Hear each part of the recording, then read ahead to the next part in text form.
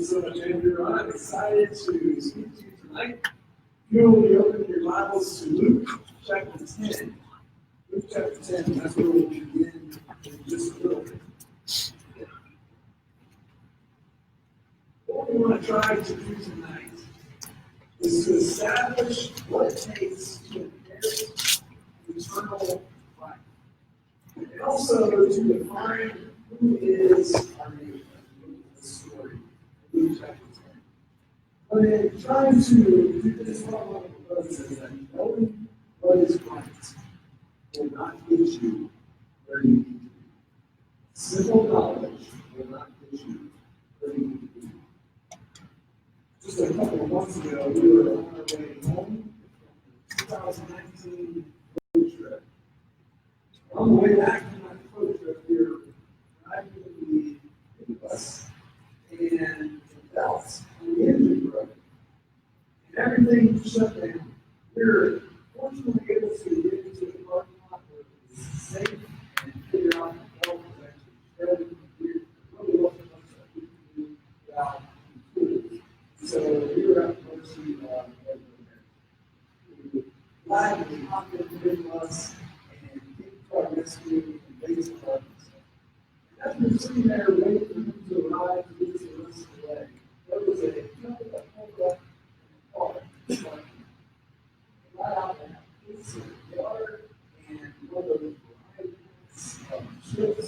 He said, "We saw you broke down on the side of your bus." Then we realized there's people next that door. And so we went to the grocery store and picked up a piece of water and chips and brought this we arrived somewhere we went to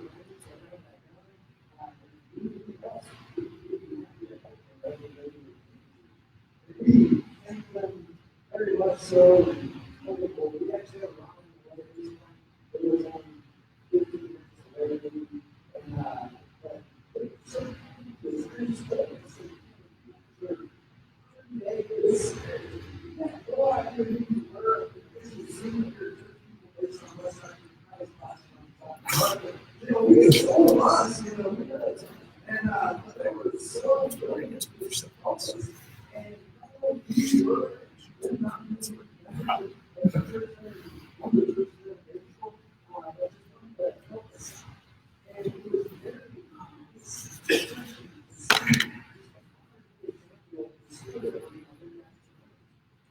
so in chapter 10, and Reverend and Woods uses his illustrating these classes. And so I thought, so we're going to look at this and maybe that's some rocks that maybe look some open this. And so we look at verse 25. You see, he's in a conversation with the infamous scribes, Pharisees, and lawyers. It says in verse 25, all the lawyers stood up and run to him and saying, "What shall I do to inherit eternal life?" He said, "What's written in the law? How do you read?" He answered, "You shall love the Lord your God with all your heart, with all your soul, with all your strength, with all your mind, and yourself." He said, "You should correctly do this, and you will live." But he desiring to justify himself, said to Jesus, "Who is our neighbor?" Jesus replied in verse 30, "David was going down to Jerusalem there. He fell among the robbers, stripped him, and beat him, and departed, leaving him half dead. But by chance, a priest was going down that way. He saw that, passed on the other side. So likewise, he went back, and he placed himself. On the other side of the Samaritan, as he journeyed into where he was, he saw him. He looked to him, down on his knees, pouring out oil, then he set him on his own.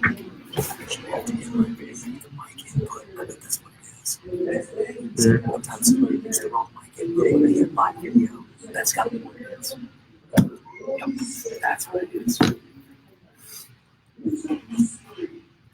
It's been like that the whole time. can't get the audio to come up on this. It hasn't been up.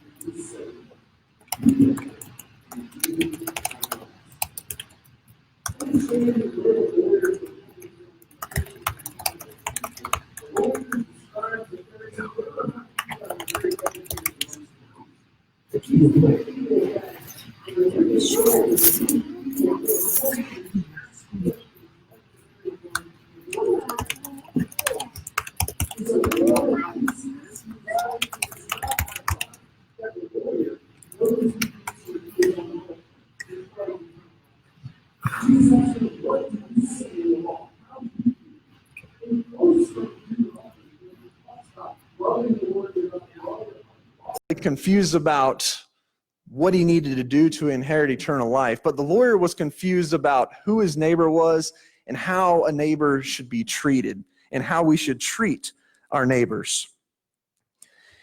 And so Jesus answers the lawyer's question with this very famous parable, a parable that is only found here in the Gospel of Luke. It's not found in any of the other Gospels. You can only find this story here in Luke's account, which makes it unique.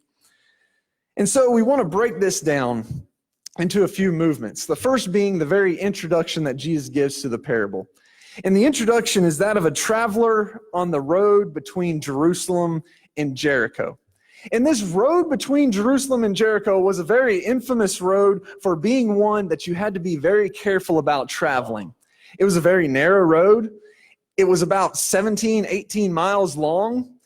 And along the twists and turns of this rocky, cliffy road was a descent of about 3,200 feet from Jerusalem down to Jericho. So a steep road, narrow, very easy for people like thieves to hide in the nooks and crannies on the side of the road.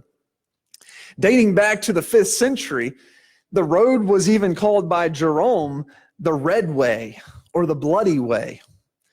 Dating back a few centuries after that, people were told that they needed to pay a safety fee to the local sheiks in order to pass along this road in a safe manner. As late as the 1930s, there was a man known by name, Abu, that would hold up cars and people traveling this road, steal from them, take everything they had, and was able to get away into the nooks and crannies of the road before the police were called and made it to the scene. And so this road for millennia has been famous for this kind of action.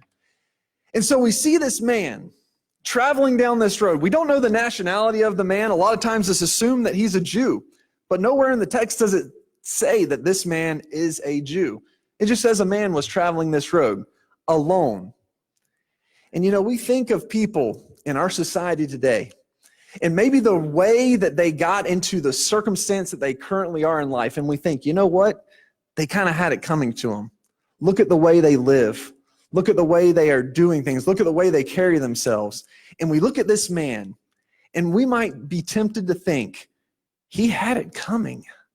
He was going down this road all alone. Everybody knew that it was a dangerous road. He had it coming. Why should I stop and help him? He knew he shouldn't have been doing that. Why does he deserve my help? And so that's the context we see this man traveling from.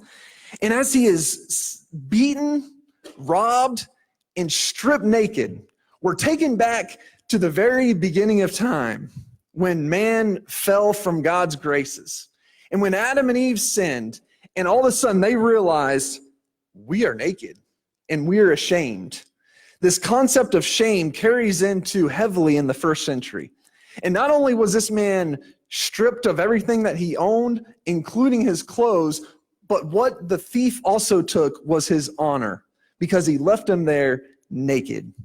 And in the 1st century, just like in the beginning of time, he was naked and he was left there shamed. So he was taken literally everything that he owned, including his honor, as he lays there almost dead, shamed by this robber. And so we get to the next movement. In verse 31 to 33, we see the characters introduced to this man who has been robbed, beaten, left naked. The first being a priest. And if you think back to the history of priests, they are direct descendants of Aaron. Aaron being the first high priest, and these priests being descendants of Aaron, they had very certain responsibilities in temple worship.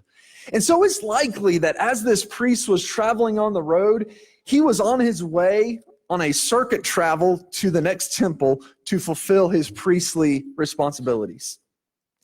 And so he sees this man possibly dead, and he thinks back to the law and Numbers, and he thinks, if I touch this man, I will myself become unclean, and I will not be able to fulfill my responsibilities in the temple.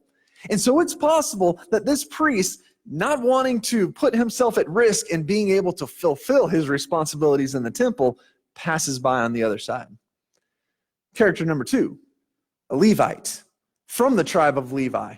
Not necessarily a direct descendant of Aaron, but of that tribe, of that lineage, and oftentimes were assistants to the priests in the temple. And so he too was likely on his way on a circuit, maybe close behind the priest, to fulfill his responsibilities in helping out the priests of that local temple. And it's interesting that the language is a little bit different in the way the Levite comes by the man. It's almost as if he might delay his stopping and looking. Regardless if he actually stops and looks at him, both the Levite and the priest see the man sitting there. And it's almost like we have a couple of first century rubberneckers on our hands. I mean, you've been in a traffic jam and you're wondering, what in the world is this traffic backed up for? And you get up to it and you realize the accident is plumb on the other side of the road. The only reason my side is backed up is because all these people are rubbernecking, looking over to the other side to see what's going on. That's exactly what the priests and Levite were doing. They were rubbernecking. They were looking.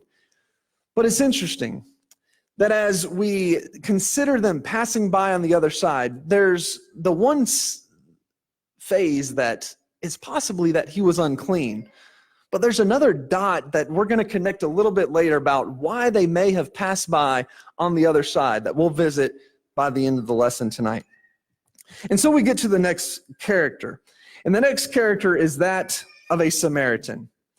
And it's interesting, we call this story the parable of the Good Samaritan, but nowhere in the text does it call the man good. It's always referred to as just the Samaritan. And so what we really have here is just a story of the Samaritan.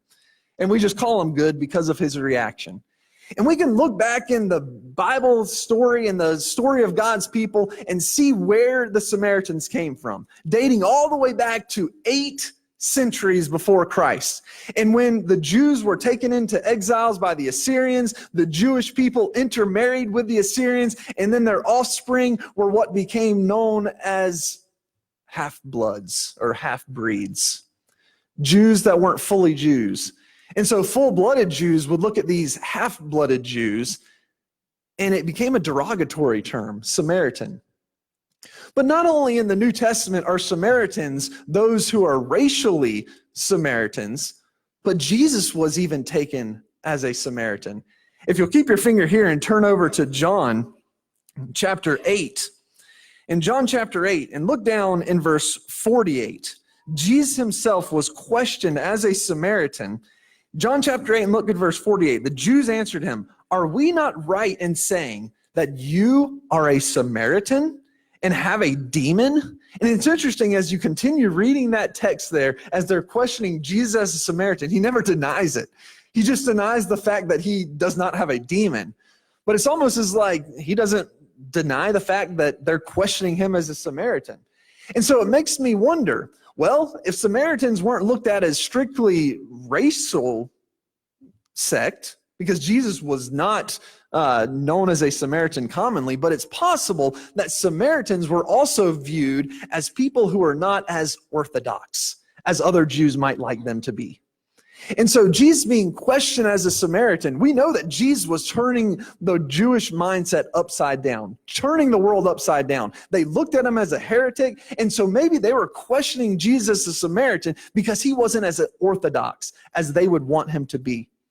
And so it's interesting that as we consider what this Samaritan in this story was, it's possible that this man passing along wasn't necessarily a Samaritan by race, but he might have just been a man that other Jews would have looked at and been like, you know what? he's just a plain old liberal. Just a little food for thought. That it wasn't necessarily that he was a Samaritan by race. And so we see the Samaritan giving this compassion to this man laying on the road.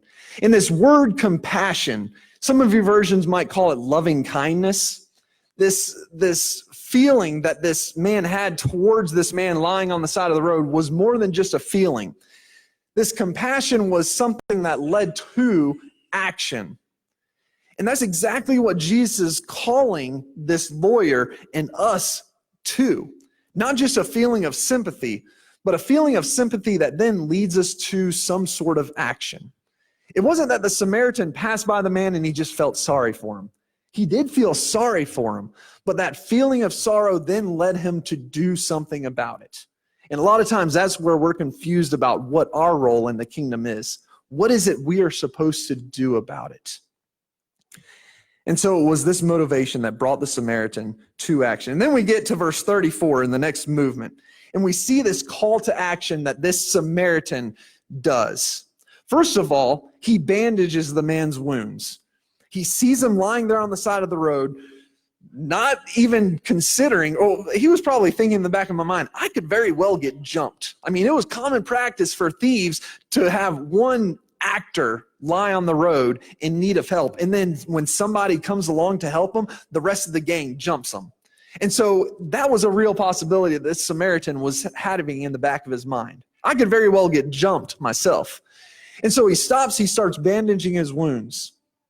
He puts oil and wine on the wounds to clean them up. And then he puts them on his own animal. In modern day, he gives them a ride. He takes them to an inn. And then he hands over 2 denarii worth of cash money to the innkeeper and says, I got to go somewhere, but take care of them. And anything that you need more than this, I will repay you if you will just lend it to me. In other words, this was likely a man who was in good standing with this innkeeper. It wasn't the first time that he had visited this inn, because people in the first century, they didn't have credit cards. They didn't just give money out to people that came in with a good credit score. This Samaritan must have been known by this innkeeper well enough to have a line of credit, first century speaking. And so we see this man not only giving his physical means, not only giving him cash means, but also taking the time out of his day. And it doesn't just say that he took him to the inn, but he stayed there overnight to make sure to tend to him, to take care of all of his needs. It wasn't until the next day that the Samaritan left. And so we see a huge call to action, a huge means of sacrifice on the part of the Samaritan. Have you ever seen somebody that is needing help? And we wonder, do I help this person or not? I don't know that I could be a deacon of benevolence. That is a tough job, weighing whether or not to help somebody. But as we see people in need, I saw somebody who was in need not long ago, and I was reading and studying this passage, and I was thinking, you know what? This is a great learning opportunity for my boys. And so I stopped and I asked the person what they needed, and they needed some help staying somewhere. So I gave them some money. And as we left, Rylan, my oldest, asked, Dad, did we help him? And I said, yeah, we helped him a little bit. And I was really puffed up. I'm not going to sit here and make myself out to be the great guy here, because I was feeling great about myself. And then the song that we sang, humble yourselves in the sight of the Lord and he will lift you up. Well, if you don't humble yourself in the sight of the Lord, he will humble you. And the question that Rylan asked next was, well, why didn't you help him a lot?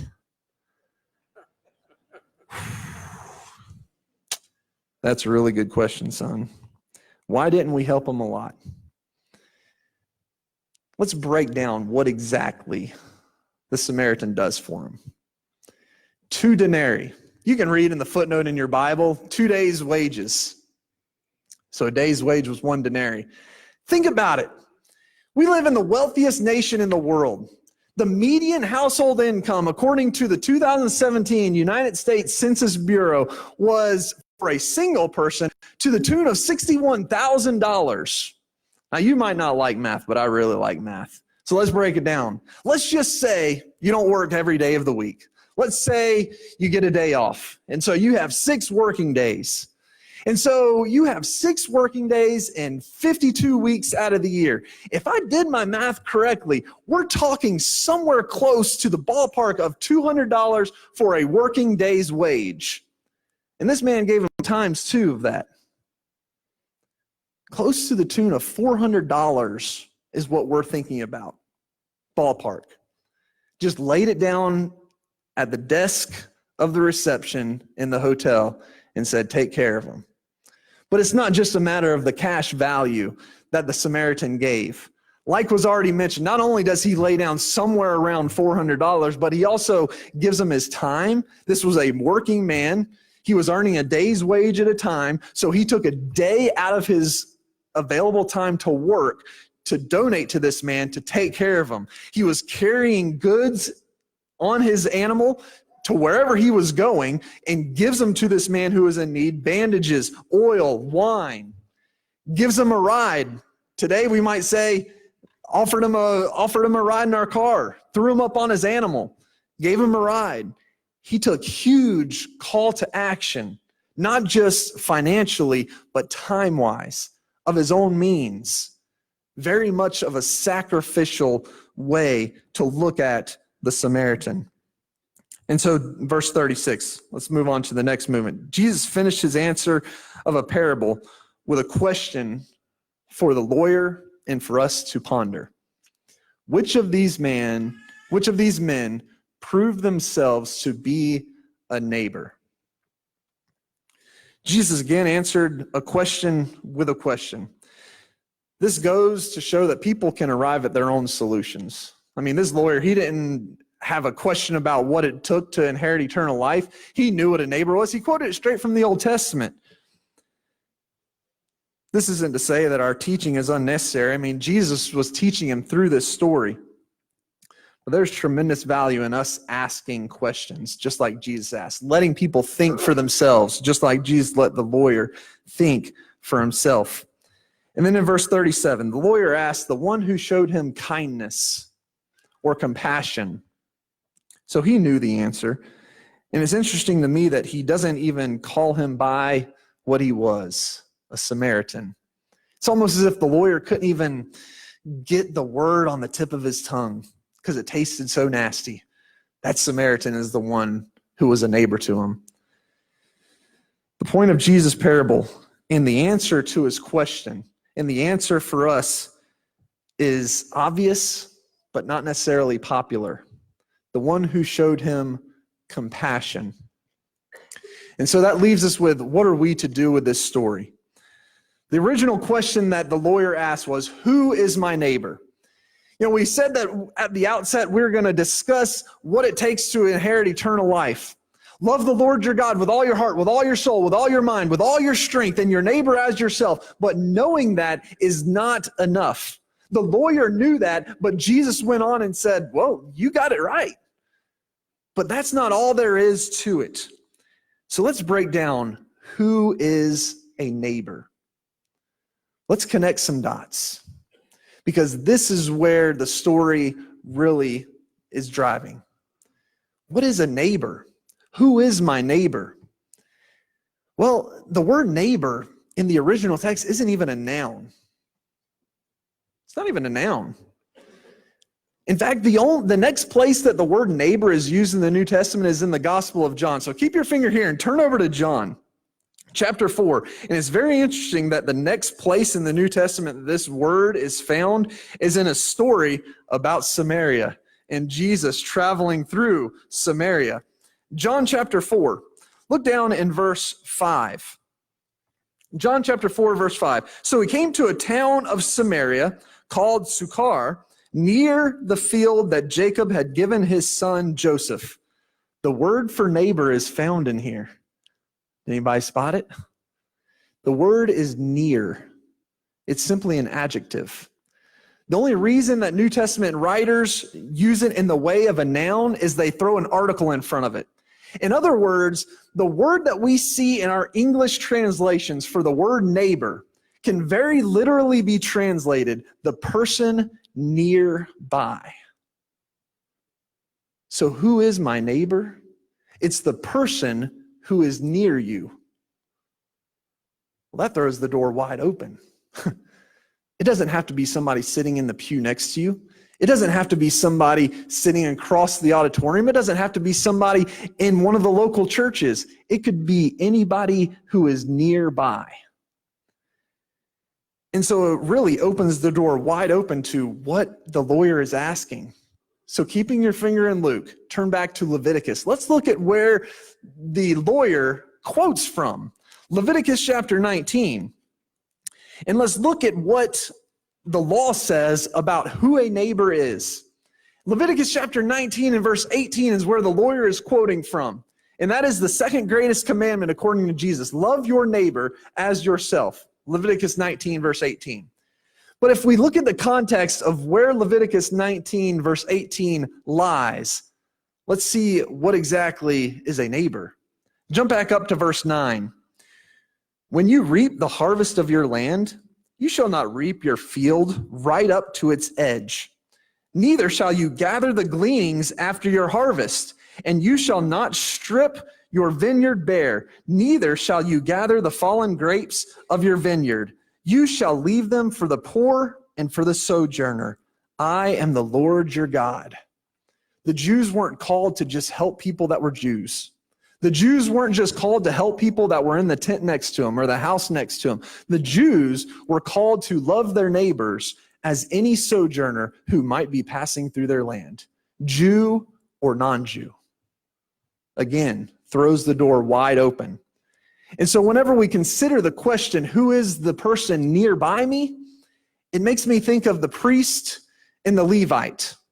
And as they were walking down the road and they see this man beaten, robbed of everything that he owns, lying there naked, possibly dead, and they pass by on the other side, it's very possible that these men who are very wise in the law saw that man and did not want to be the person who is nearby.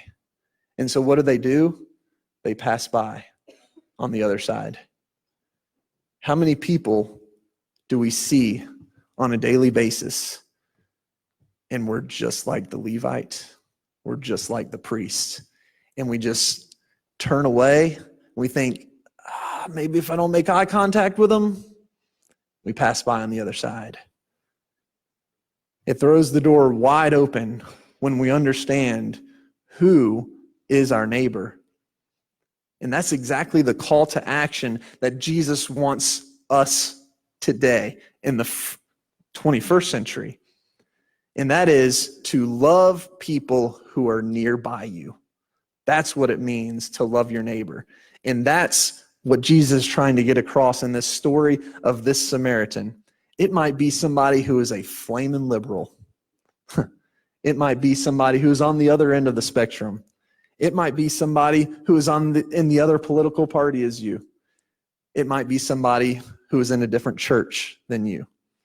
It might be somebody that you've never seen before and likely won't ever see again. But we are called to love and be compassionate for those who are near us. And what does it mean to be compassionate? It means to feel sorry for somebody, but with a feeling of sorrow that drives us to action. So who is your neighbor tonight? I'm so glad that Jesus considered me his neighbor.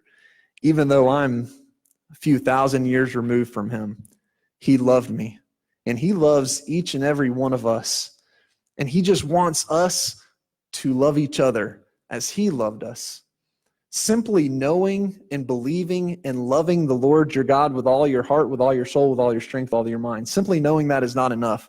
But if you truly do have that love for God, it is going to lead you into loving the person who is nearby you to a whole different level. And if you don't have that love tonight, that's what the church is all about. That's what we're called to do for each other, to be that source of love for one another, to be that source of a pillar that we can lean on whenever we realize that maybe I haven't been loving as I need to love, or loving as I am loved. And so if you want to experience that love, the love that Christ has for you, that unconditional love, then you have the opportunity to tap into that love tonight. Or maybe you want to get your life back on the right track and start showing the love to others that we are called to love. The gospel of Christ is open to you. If you want to respond, please come us together. We stand and sing.